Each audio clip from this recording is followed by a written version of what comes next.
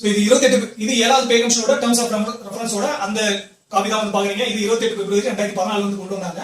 So இது 8வது பே கமிஷனோட அந்த டர்ம்ஸ் ஆஃப் ரெஃபரன்ஸ் வந்து பாக்குறீங்க. இது 28 அக்டோபர் 2025 வந்து கொண்டு வந்தாங்க. சோ இதோட டேட்டே வந்து பாத்தீங்கன்னா கிட்டத்தட்ட நமக்கு ஒரு 1.5 வருஷம் கிட்ட நமக்கு வந்து வித்தியாசம் வருது. இது 2014 வந்து கொண்டு வந்தாங்க பிப்ரவரி மாதமே. இது அக்டோபர் மாதம் 2025 தான் வந்து கொண்டு வந்திருக்காங்க. சோ அப்படி இருந்த பிறகுமே இது வந்து பாத்தீங்கன்னா கிட்டத்தட்ட 18 மாசம் கழிச்சு 2016 தான் இது வந்து நமக்கு கொடுத்து அதை வந்து இம்ப்ளிமெண்டே வந்து பண்ணாங்க. சோ 8வது பே கமிஷன்ல இந்த டர்ம்ஸ் ஆஃப் ரெஃபரன்ஸ் வந்து இந்த 5 பாயிண்ட் வந்து மென்ஷன் பண்ணிருக்காங்க. சோ இந்த 5 பாயிண்ட் வந்து இந்த கமிட்டி வந்து ரெக்கமெண்ட் பண்ணும்போது இந்த பாயிண்ட் எல்லாம் வந்து கருத்தில் கொண்டு தான் அவங்க வந்து கமிட்டி வந்து ரெக்கமெண்ட் பண்ணணும் அப்படின்னு சொல்லிட்டு தான் இது வந்து 5 பாயிண்ட் வந்து கொடுத்துட்டாங்க.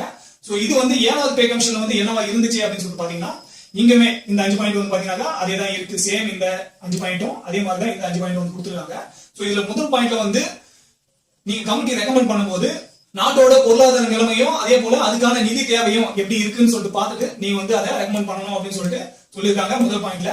2வது பாயிண்ட்ல வந்து பாத்தீங்கன்னா வளர்ச்சிக்கான செலவும் அதே போல நலவாழ்வு நடவடிக்கைகளுக்கு போதுமான வளங்கள் இருக்கா அப்படின்னு சொல்லிட்டு பார்த்து நீ வந்து ரெக்கமெண்ட் பண்ணணும் அப்படின்னு சொல்லிட்டு 2வது பாயிண்ட்லயும் வந்து சொல்லியிருக்காங்க. சோ அதே தான் வந்து பாத்தீங்கன்னா இங்க 7வது பே கமிஷனோட அந்த டர்ம்ஸ் ஆஃப் ரெஃபரன்ஸ்லயுமே இங்க மென்ஷன் பண்ணிருக்காங்க. பங்களிப்பு இல்லாத ஓய்வு திட்டம் பத்தி நீங்க வந்து கருத்தில் கொள்ளணும் அப்படின்னு சொல்லி மென்ஷன் பண்ணிருக்காங்க.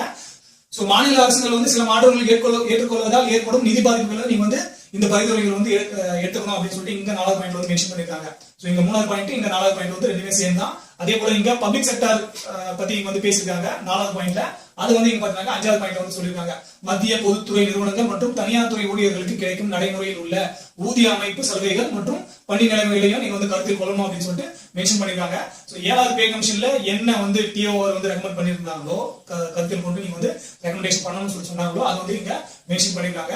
சோ இந்த 7வது பே கமிஷன் இன்னொன்னு இருந்தாச்சு, நியூ பென்ஷன் ஸ்கீம் வந்து இருந்தாச்சு, என்பிஎஸ் வந்து இருந்தாச்சு. சோ இப்போ வந்து யூபிஎஸ் வந்து கொண்டு வந்திருக்காங்க, யூனிஃபைட் பென்ஷன் ஸ்கீம் வந்து கொண்டு வந்ததுனால சோ இங்க வந்து அதோட பரிந்துரை வந்து எப்படி இருக்கும் அப்படின்னு சொல்லிட்டு நம்ம காத்திருந்து தான் வந்து பாருங்க.